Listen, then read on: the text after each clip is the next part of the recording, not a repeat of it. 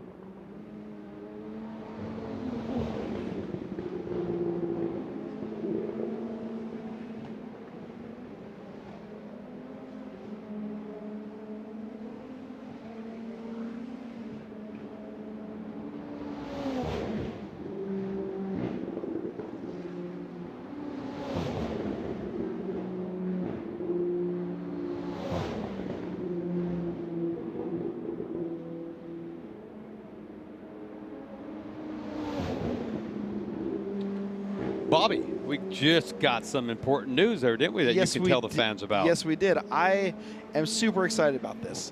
The Grand Prix of Portland is happy to announce that Diego Valeri of the Portland Timbers is our Grand Marshal for this weekend. Sunday's race, Diego will be here to give the command to drivers, start your engines. Super excited about this. If you're from the area, you know the Portland Timbers are a huge deal. MLS champions. Diego has been with the team for a long time. One of the great team ambassadors they have. Super excited to have Diego be named the Grand Marshal of the Grand Prix of Portland on Sunday. And you get to follow him a lot, obviously being the personality you are and being from Oregon. I've got the Seattle Sounders up in my neck of the woods. We don't talk about them here. I'm sure we don't. We do not talk about them here. All I'm going to say is gut the fish. And there you go. But that is awesome that he's going to be here. That's going to make it even special this weekend. Yep. And Diego said, you know, he is thrilled, quote, "I am thrilled and honored to serve as the Grand Marshal for the Grand Prix of Portland." He's been with Portland, the Portland Timbers, since 2013. Quote, "This is one of the premier events in the Pacific Northwest, and I can't wait to experience my first IndyCar race right here in Portland on Sunday." Unquote. That's pretty awesome. He's from Argentina. We know how popular IndyCar is in Latin America and South America especially. This is going to be great for him to experience it. The fans will love it. I know he is going to eat up this experience and realize. Now we just got to see if we can get him in the two-seater and send him around for a lap, because I think that'd be cool. I think he'd really enjoy that. There you go. So congratulations, Diego Valeri, named the Grand Marshal for the IndyCar race. And we have a Grand Marshal we have to talk about for the ARCA Series West race, and that is our very own Simon Pagino. So he will be serving as the Grand Marshal for tomorrow's race for the ARCA Menard Series West race. That's awesome. So good for him. You better believe it. Anytime you're a Grand Marshal at all, it's Absolutely. an honor to be doing that. And obviously we're picking the best to do it this weekend. Yep. In addition, Valeri and Pagino serving as these honorary roles. Some remembrances and activities will occur around, obviously, the September 11th anniversary, which there will be a moment of silence early tomorrow morning before the gates even open. The first responders from the AMR safety team, Portland Fire and Rescue, Portland Police will be here. They will have a moment of silence tomorrow, and then we will also do some other events and remembrances as the day goes along. So it will be obviously 21 years ago. I mean, gosh, I know I will never forget that day. I know, same with you, but it will be great to have these moments of reflection tomorrow. I am looking forward to seeing that. Yep, like you say, everybody knows where they were that day, just like us folks here in the Northwest know where we were when the mountain went. Yep, exactly. A big memory. Yep, May 18th, 1980. Yes. I wasn't born yet. You were, but I remember. I heard all about it. I remember. I was in Yakima, so I dealt with a lot of the ash over there. I bet you did. And I remember when Mount St. Helens went off in the late early 2000s when it kind of re-erupted, and everybody was like, "Oh my gosh!" Flashbacks to May 18th, 1980. But again, tickets still available, guys. $20 single general admission ticket. You can't beat it. No, not at all. You just can't. $70 single day grandstand seats. 3-day tickets remain available for purchase. Best value general admission the entire weekend, just $65. 3-day grandstand reserve seat starts at $85. Tickets available online at portlandgp.com. Come hang out with us tomorrow and Sunday. You will not regret it. The racing is going to be fantastic. And the nice thing about the general admission, Bobby, is you get to walk around. You get to go to a lot of different areas. You may not be able to walk into the premium seats, of course, but you're not restricted. You get to go pretty much walk around different areas of the racetrack and see all these 12 turns. Cannot wait. Guys, come out and hang out with us at PIR. We're already hanging out. We're having a blast. And this is only practice day. Yes, exactly. Like, we're amped up for practice. Correct. It's like Allen Iverson. You're talking about practice? Come on. No, we're talking about practice because it's important to us. And we do get one qualifying, session tonight with the Indy Lights presented by Cooper Tires. We cannot wait for that. It's going to be great. Get that field set for tomorrow's race. And man, I'm telling you right now, I know it's 3:21 Friday afternoon. I'm ready for 7 a.m. tomorrow morning. I'm ready to get here, ready for the gates to open. It's going to be so much fun tomorrow.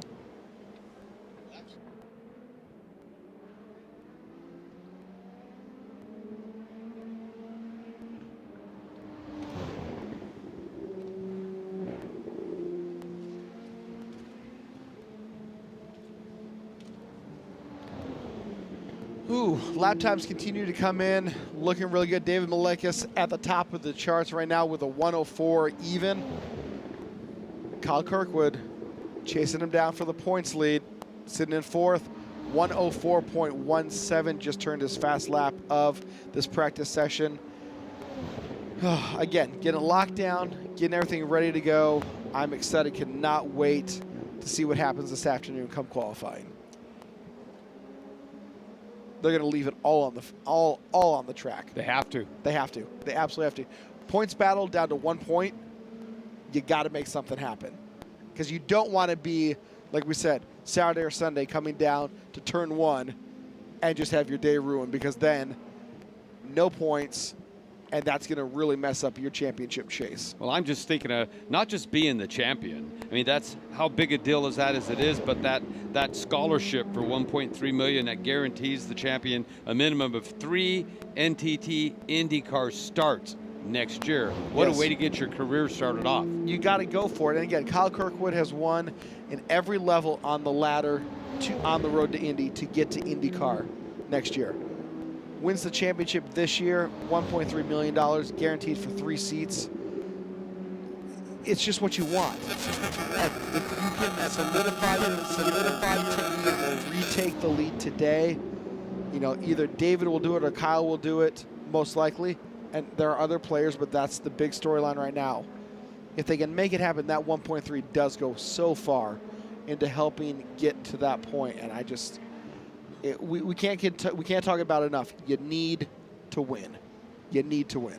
Exactly, and the brunt of these drivers, of course, all eyes on going to the IndyCar Series. This is the training grounds, as we've talked about, and a lot of rookie drivers. That is what they look forward to doing.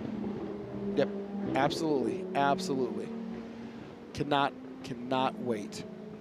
So tomorrow's first race, 30 laps or 60 minutes, whichever comes first. Again, lap times right now, just a shade over a minute, so they're going to go probably about 28, 29 laps, maybe 30 laps if they get it all in.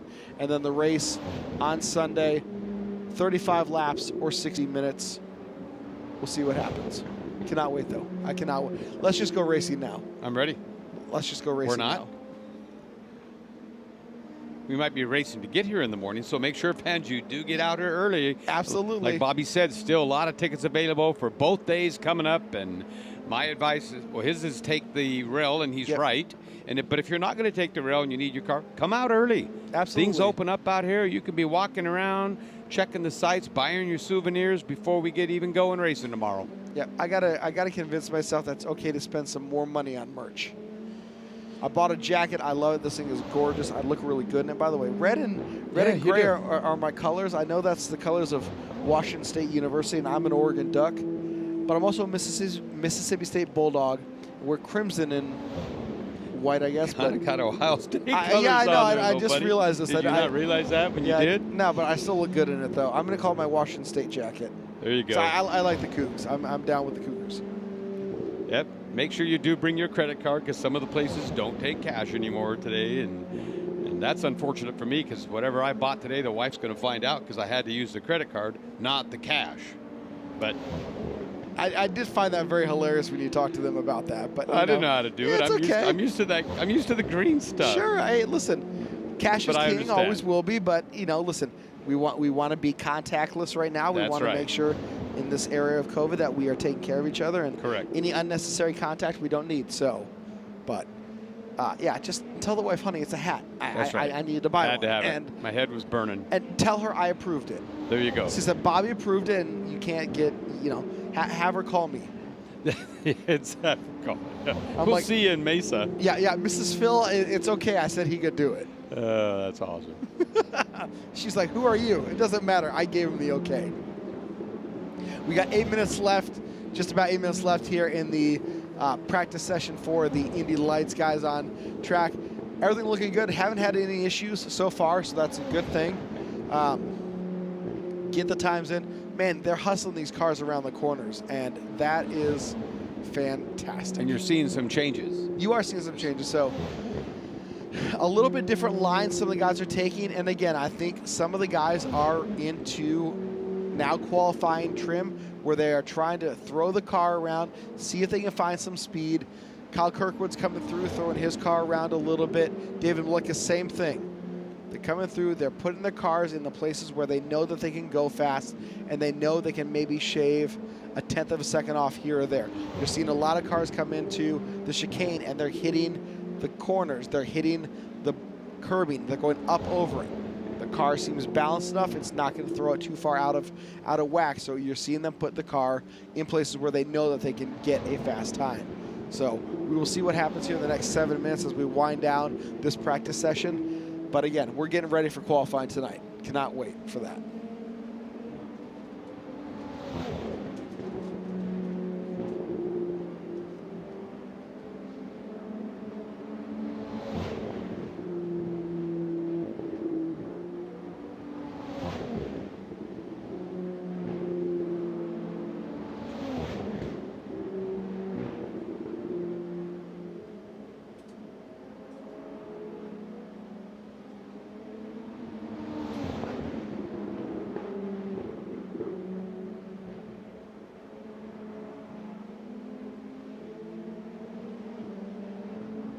One thing I do want to touch on here, and we had talked about this and we have tweeted it out on our social media channels. We are missing Robert Miller this week. Robin, famed TV personality, newspaper writer, covered racing for many years, the Indianapolis Star Tribune, NBC Sports, Racer.com. Fortunately passed away a couple weeks ago. He is missed.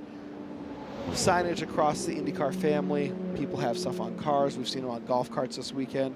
The Grand Prix of Portland had a really touching memorial, and I've tweeted it out on my Twitter page. And if you follow Portland GP on any of the social medias, you can find my link. But upstairs in the media center here at Portland International Raceway, I was lucky enough to have a seat assigned next to this, and I would have been sitting next to Robin Miller. And I've sat next to Robin, gosh, half dozen times covering races here, and had a couple conversations with him.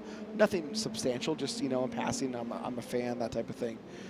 But they gave him a seat this year, and it's upstairs, and it's very simple. It's just a piece of paper with his name on it, representing Racer.com. But there's more to that, just that piece of paper. There is.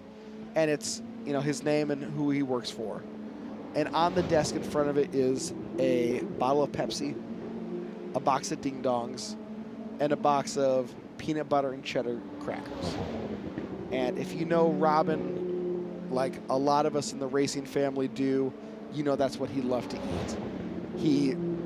There are stories that he refused to buy racetrack food. I don't know if I necessarily believe that, because I've seen him with a hot dog a time or two, and I don't think they offer hot dog at catering, but I could be wrong. But it's just a very touching memorial that the Grand Prix of Portland did. So again, we got to give credit to those guys, because, you know, we tweeted out, and even one person responded on Twitter, you know, with all of the great pieces that people put out about Robin, a racetrack media center outdoes it all with a piece of printer paper and some junk food.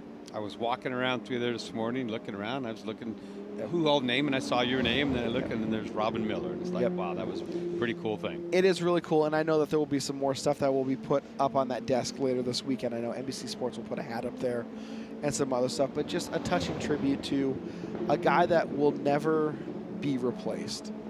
And, you know, as a journalist and as somebody that covers this sport and other sports, you get those kind of one-off people, and everybody's attracted to them, and they gravitate toward them. And yes, it's been well written, the feuds he's had with members of IndyCar, but you also see that relationship heal and change over time, which I think is really important. But when you have somebody with that much knowledge and that much in-depth love of a series or a sport, it hurts when they're no longer here. And I know that, you know, we feel it, the IndyCar community feels it, and not having Robin here this weekend does hurt. You bet it does. Early 70s, too young. Yeah, and again, it's just, that's all I can really say is it hurts. And you saw all the driver tributes after Robin passed, and, you know, this will be the first race really where, you know, he would have been here and would have covered the race and would have been a presence up and down pit lane and a presence in the media trailers next to us, or up in timing and scoring booths, or just out on the grid. And to not have him here this weekend really is kind of a, I don't want to say it's a gut punch, but it's close. So rest in peace, Robin Miller. But again, such a great tribute. So I need to applaud the people here at the Grand Prix of Portland for doing that. That's a very classy touch. We do have a car on track, though, that is slowing, coming down the backstretch. And I don't know if he was just waiting for traffic to clear to do a little mock qualifying run here, but it looks like the number 27 car, can't read that all of a sudden. Getting teary-eyed talking about Robin Miller. McGinnis. Yes, Robert McGinnis was slowing down the backstretch. Cars were passing him to the inside. He was on the outside. So I don't know if, again, if he was trying to clear some traffic to go out. He's now obviously in the pits. So hopefully whatever issue he had is quick to solve, because they do have to come back here in just about an hour and go out and qualify for tomorrow's race. And you're pretty much out of time now. If your laps are pretty well done at this point, you're not going to get a full lap in any L2 setup for a qualifying Right, and we have just gone red flag here on the track, so cars will be coming in. We have a minute 20 left scheduled for the session. Now they've raised the checkered, so it's done. So practice is over for the Indy Lights presented by Cooper Tires, and now we wait to see what's going to happen, and qualifying coming up in now just about an hour. So let's go racing. I'm so ready. It's going to be fun to see what happens with qualifying, and we're going to get the field set for that first race tomorrow. We got less than 20 minutes, and the ARCA Menard Series West will be on the track once again before qualifying for the Indy Light Series presented by Cooper Tires.